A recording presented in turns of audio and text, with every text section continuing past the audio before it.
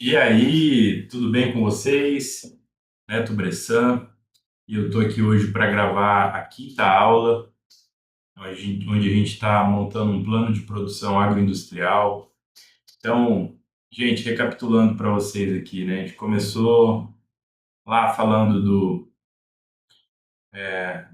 CPA, né? Que é a conversão de, de pó em açúcar, né? Cristalizado, né? Então, a gente falou aqui desse indicador, que eu acho muito relevante para você medir a sua eficiência de conversão, né, de toda a sacarose que vem na cana em açúcar. Depois a gente falou, né, do consumo de bagaço e vapor, né, para a gente calcular ali a sobra de bagaço da sua unidade. Depois a gente falou também sobre o balanço hídrico, né, sobre a importância ali do GL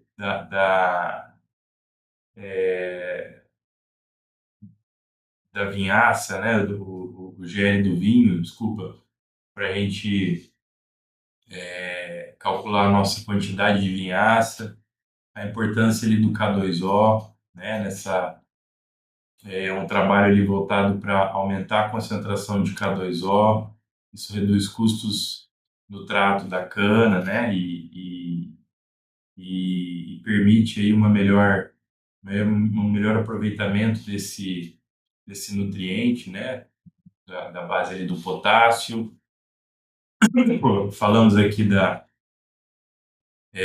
nossas principais correntes de resíduo, né, de subprodutos, vamos dizer assim, né, que acabam sendo utilizados aí de novo na cana, que é a torta, a fuligem, né?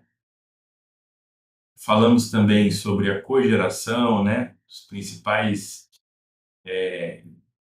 parâmetros ali, indicadores, né, para você calcular ali seu volume de energia vendido, de energia comprado, para você estimar ali uma quantidade de bagaço que você vai precisar para atender um plano de cogeração da sua unidade. Então, abordamos aí todos esses temas.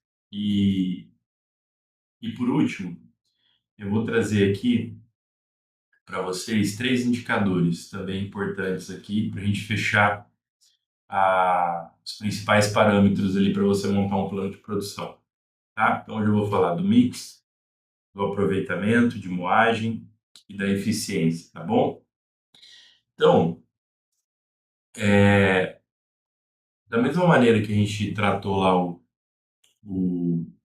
o PCA, né, onde a gente mede de toda a pó que entra, né, toda a sacarose que entra na cana, quanto que eu converto, né, em açúcar cristalizado, né, ou o jargão mais conhecido aí, açúcar no saco. Feito isso, gente, unidades que fazem açúcar branco, é muito importante também a gente acompanhar esse mix de branco, né? Então, quando a gente vai trabalhar numa unidade que faz açúcar branco, né, seja ele tipo 4, 3, 2 ou 1, ou um açúcar especial aí que um cliente vai te pedir, com outras especificações a mais que você tem que cumprir, também é importante a gente carregar no plano, né, qual que é o mix de branco de todo o açúcar produzido. Então, no exemplo que eu trouxe para vocês aqui, né, o nosso mix de branco é 80%, tá ok? E esses 80%, eles vão estar rateados, vamos dizer assim, né, ou fracionados entre tipo 4, tipo 3, tipo 2, tipo um, enfim. Aí você que vai definir ali são os produtos que você vai ter, bom? E o que sobra, né, ali para o VHP. Então, é importante lá no teu plano de produção também ter esse detalhamento, né? E um número que normalmente a gente busca maximizar, além do mix de açúcar, é o mix de açúcar branco, tá bom? Bom, partindo para o lado do etanol, né?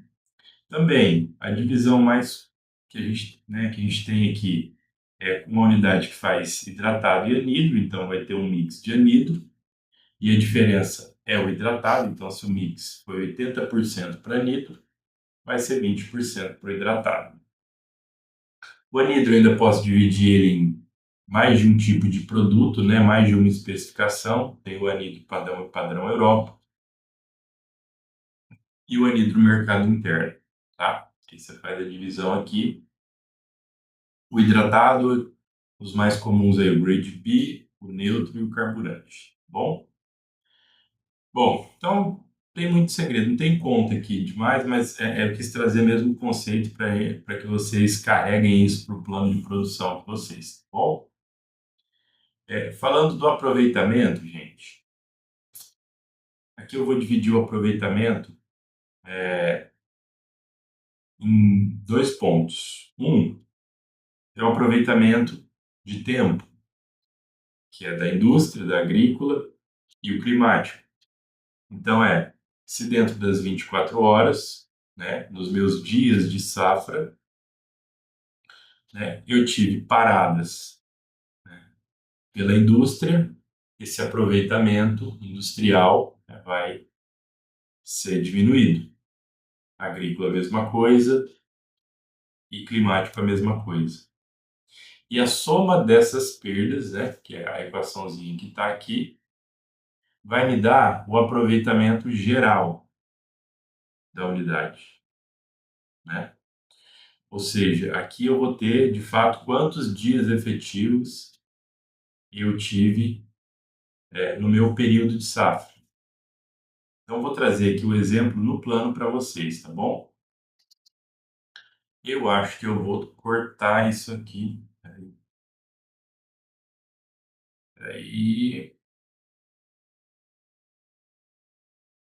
o que eu faço aqui para não... Eu vou me esconder aqui, ó, aqui no meio. Ó, vamos lá. Baixo. Aí,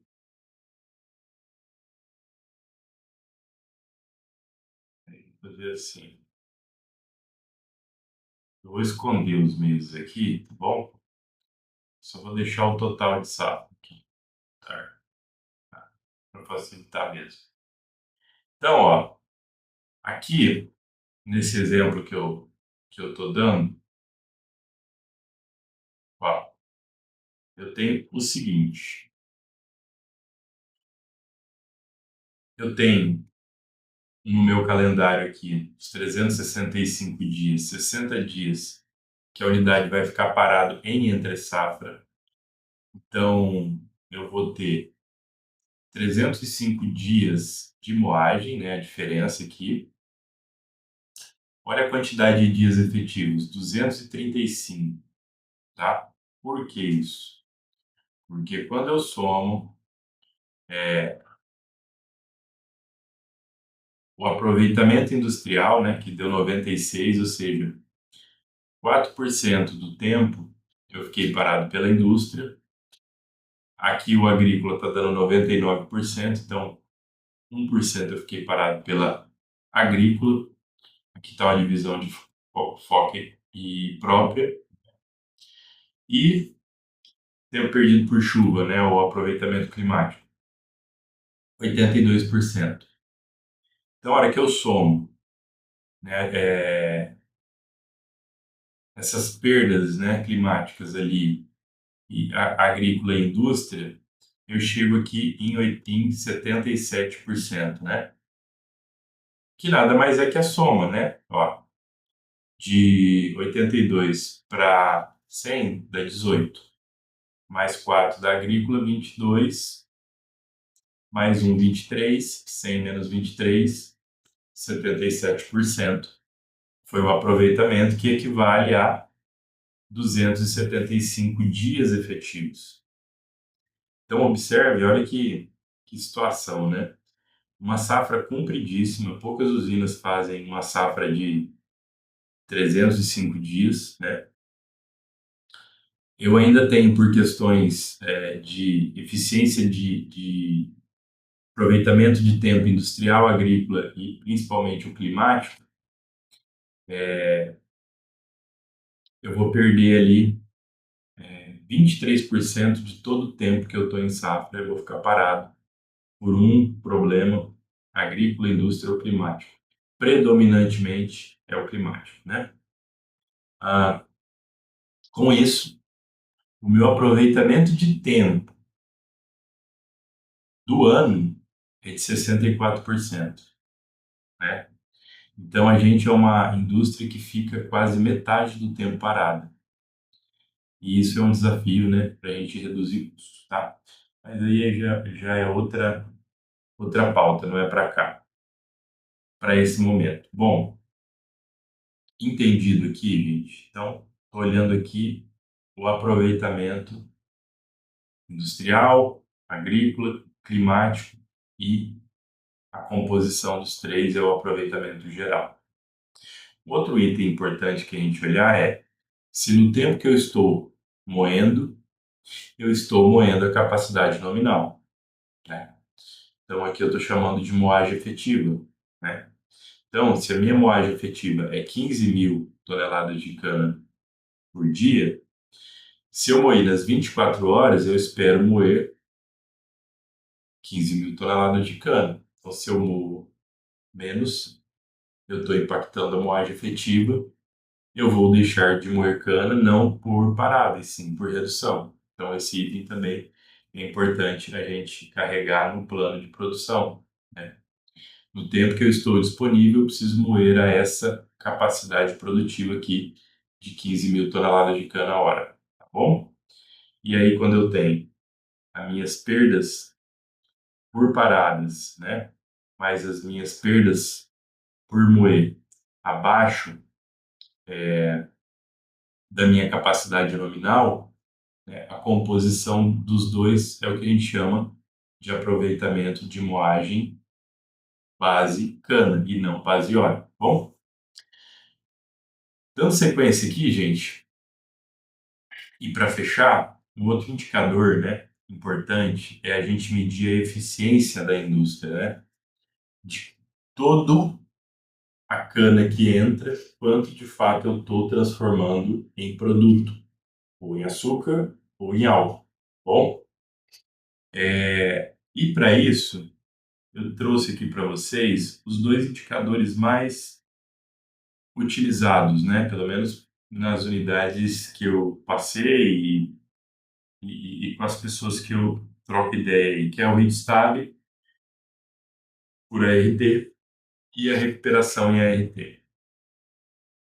Qual que é a diferença das duas, tá? Então vamos lá. O U, ele já está calculado aqui, tá, pessoal? A recuperação em ART, eu vou pegar todo o açúcar produzido, então no meu exemplo aqui, ó, a produção de açúcar foi 1.152 toneladas. Então, eu vou pegar essa produção de açúcar, ó, 1.152 toneladas. Lembrando que açúcar, para converter para RT, eu vou precisar aqui multiplicar pela pureza e dividir por 0,95. Da onde veio o 0,95? Tem que assistir a primeira ou a segunda aula lá de balanço estequiométrico, né? Estequiometria da cana-de-açúcar. Lá eu explico de onde vem esse fator. Com isso a gente transforma a sacarose em ART. Mas o etanol produzido também na base ART. Então, no exemplo aqui, ó, peguei um etanol anido, 183 metros cúbicos. Como que eu converto isso para a base ART? Bom, primeiro ponto eu vou multiplicar ele pela densidade do etanol, né, que no caso aqui o anido é 0,79. Aí eu vou transformar o metro cúbico em tonelada, ok? Depois eu vou dividir esse valor por 0,511. Da onde veio 0,511? Vai lá na aula de balanço estequiométrico, tá lá eu explico de onde veio esse número. Aí eu cheguei na no meu etanol produzido base RT, mais a variação de processo de um dia para o outro, ou de um período, do período que eu estou analisando a eficiência, né? Então, se eu tinha meia-noite, né? um processo cheio e na meia-noite do dia seguinte eu tive um processo baixo, eu tendo que uma parte do que eu produzi, né, não veio do que entrou, né, veio desse processo que baixou. Então eu preciso levar isso em conta também na hora de fazer o cálculo da eficiência, tá? Senão a eficiência fica distorcida, tá bom? E eu vou dividir tudo isso pelo RT entrado, né? Como que a gente calcula o RT entrado? É a moagem vezes o RT da cana, tá? E com isso, ó, é exatamente isso que está aqui na equação, né? A produção de açúcar, né? Está dividido por 0,993, tá errado esse troço aqui, tinha que multiplicar, tô fazendo conta errada aqui, gente, ó. Tem que multiplicar, e aqui tem que dividir, aí,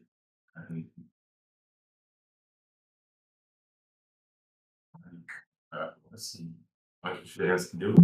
Tá, então, tá aqui. Depois eu pego o etanol produzido, né? Multiplico ó, pela densidade, divido por 0,51. Eu considerei que a minha variação do processo é zero e dividi pelo RT entrado. Tá, esse é a recuperação em RT. E o heat stab? Qual que é a diferença? Olha a equaçãozinha dele aqui do lado. O heat stab, o denominador é igual, é o RT entrado. O nominador que é diferente, porque ele vai pegar o açúcar na base POL e não RT.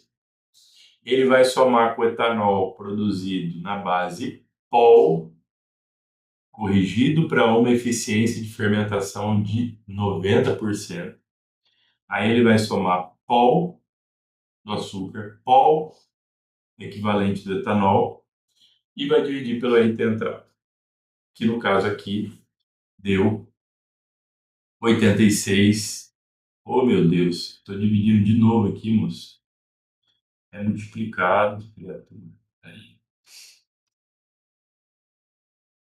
vai. Que deu 85,91, tá?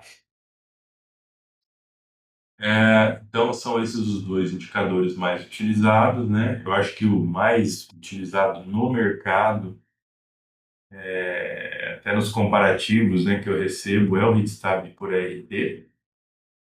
Só que os hinos que fazem muito açúcar branco não é um indicador legal para olhar. Enfim, é isso, tá? Agora, gente, eu vou até pôr ele verdinho aqui. Deixar ele verdinho aqui também. Com isso, a gente conseguiu abordar aqui tudo que é importante para você carregar um plano de produção. E na próxima aula, aí eu quero gravar com vocês, né, a gente construindo esse plano de produção, utilizando todos os fundamentos que a gente aprendeu aqui nessas 5 aulas. Tá bom? Bom, espero que vocês tenham gostado, tá?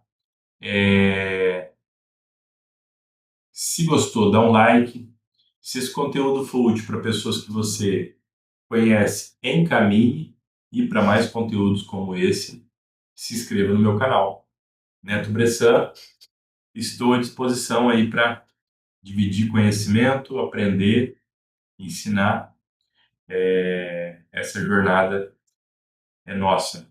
Ó, aproveitando aqui também, quem tiver interesse, né, de um trabalho personalizado, tá?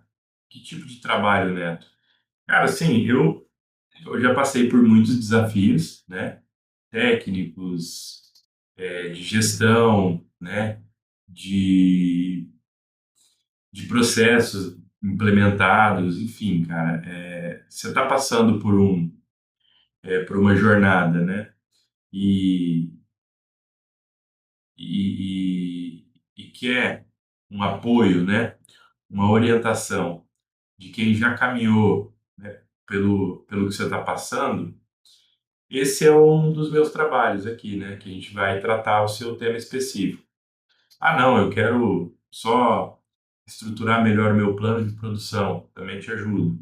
Eu quero é, melhorar a minha disponibilidade industrial, meu controle de custo, a minha eficiência industrial.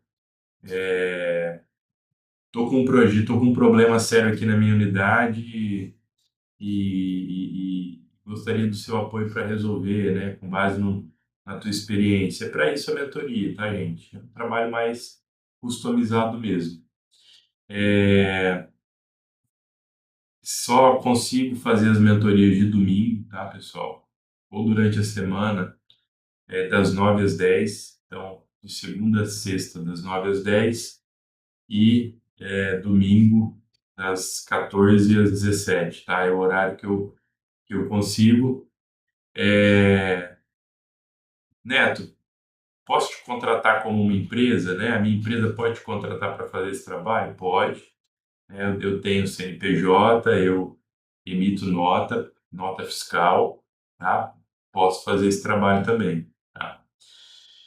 É isso. Pessoal, espero que vocês tenham gostado, tá? A próxima aula agora é sobre... a gente vai montar um plano de produção aqui juntos, tá bom? Fiquem com Deus e um abraço. Tchau, tchau.